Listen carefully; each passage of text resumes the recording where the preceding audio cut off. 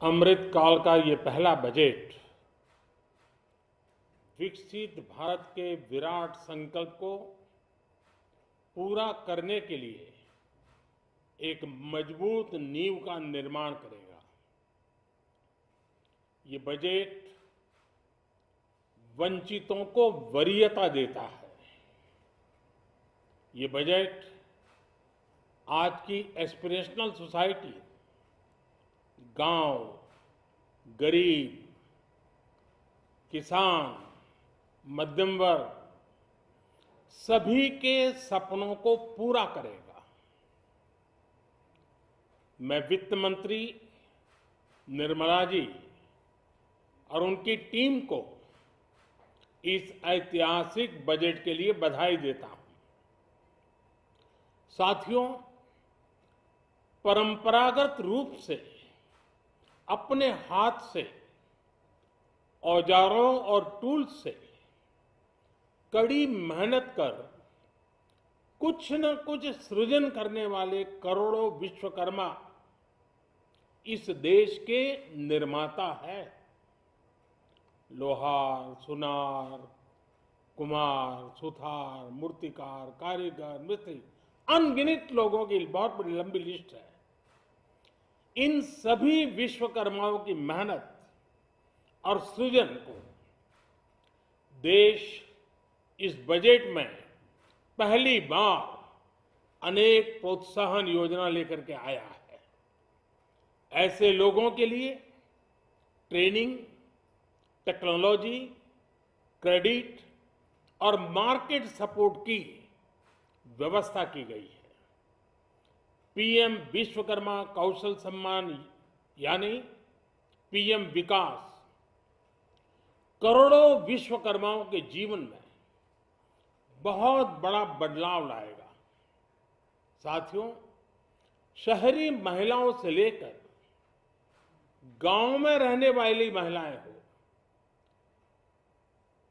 कारोबार रोजगार में व्यस्त महिलाएं हो या घर काम में व्यस्त महिलाएं हो, उनके जीवन को आसान बनाने के लिए बीते वर्षों में सरकार ने अनेक विध कदम उठाए हैं। जल जीवन मिशन हो, उज्ज्वला योजना हो, पीएम आवास योजना हो, ऐसे अनेक कदम। इन सबको बहुत बड़ी ताकत के साथ आगे बढ़ाया जाएगा। उसके साथ साथ महिला सेल्फ हेल्प ग्रुप एक बहुत बड़ा सामर्थ्यवान क्षेत्र आज भारत में बहुत बड़ी जगह अपने हाथ एक्वायर कर चुका है। उनको अगर थोड़ा सा बल मिल जाए तो मिरेकल कर सकते हैं। और इसलिए विमेन सेल्फ हेल्प ग्रुप उनके सर्वांगीण के विकास के लिए नई पहल इस बजट में एक नया आयाम जोड़ेगी। महिलाओं के लिए एक विशेष बचत योजना भी शुरू की जा रही है और जनधन अकाउंट के बाद ये विशेष बचत योजना सामान्य परिवार की गृहिणी माताओं बहनों को बहुत बड़ी ताकत देने वाली है।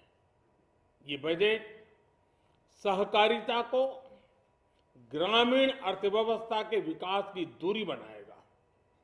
सरकार ने कोऑपरेटिव सेक्टर में दुनिया की सबसे बड़ी अन्न भंडारण योजना बनाई है, स्टोरेज कैपेसिटी। बजट में नए प्राइमरी कोऑपरेटिव्स बनाने के लिए एक महत्वाकांक्षी योजना का भी ऐलान हुआ है। इससे खेती के साथ साथ दूध और मछली उत्पादन के क्षेत्र का विस्तार होगा। किसानों, पशुपालकों और मछुआरों को अपने उत्पाद की बेहतर कीमत मिलेगी। साथियों, अब हमें डिजिटल पेमेंट्स की सफलता को एग्रीकल्चर सेक्टर में दोहराना है। इसलिए इस बजट में हम डिजिटल एग्रीकल्चर इंफ्रास्ट्रक्चर की एक बहुत बड़ी योजना लेकर आए हैं। आज दुनिया इंटरनेशनल मिलेट ईयर मना रही है। भारत में मिलेट्स के अनेक प्रकार हैं, अनेक नाम है। आज जब मिलेट्स घर घर में पहुंच रहा है, पूरी दुनिया में पॉपुलर हो रहा है, तो उसका सर्वाधिक लाभ भारत के छोटे किसानों के नसीब में है। और इसलिए आवश्यक है कि नए तरीके से उसको आगे ले जाया जाए। इसकी एक नई पहचान, विशेष पहचान आवश्यक है। इसलिए अब इस सुपर फूड को श्री अन्न की नई पहचान दी गई है। उसके प्रोत्साहन के लिए भी अनेकविध योजनाएं बनाई गई हैं। श्री अन्न को दी गई प्राथमिकता से देश के छोटे किसानों, हमारे आदिवासी भाई बहन जो किसानी करते हैं, उनको आर्थिक संबल मिलेगा और देशवासियों को एक स्वस्थ जीवन मिलेगा।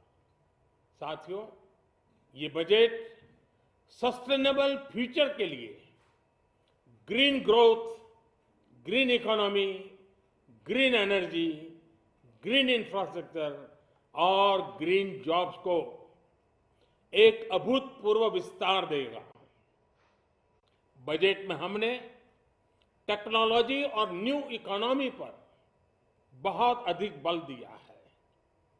एस्पिरेशनल भारत आज road, rail, metro, port, waterways, हर क्षेत्र में आधुनिक इंफ्रास्ट्रक्चर चाहता है।